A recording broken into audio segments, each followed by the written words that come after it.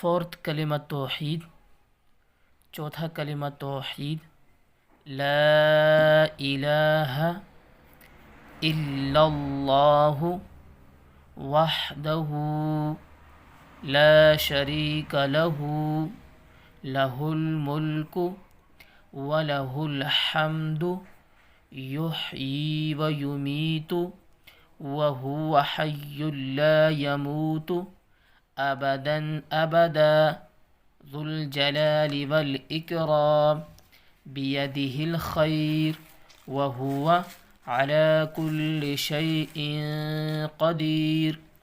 ترجمہ اردو میں، اللہ کے سوا کوئی معبود نہیں، وہ اکیلا ہے، اس کا کوئی شریک نہیں، اسی کے لیے ہے بادشاہی اور اسی کے لیے تعریف ہے۔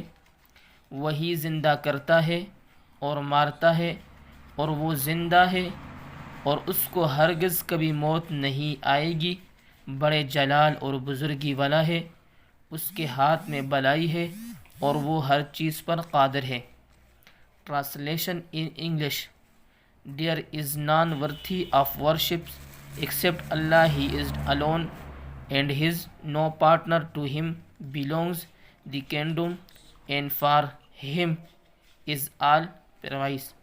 He gives life and cases death and his allow.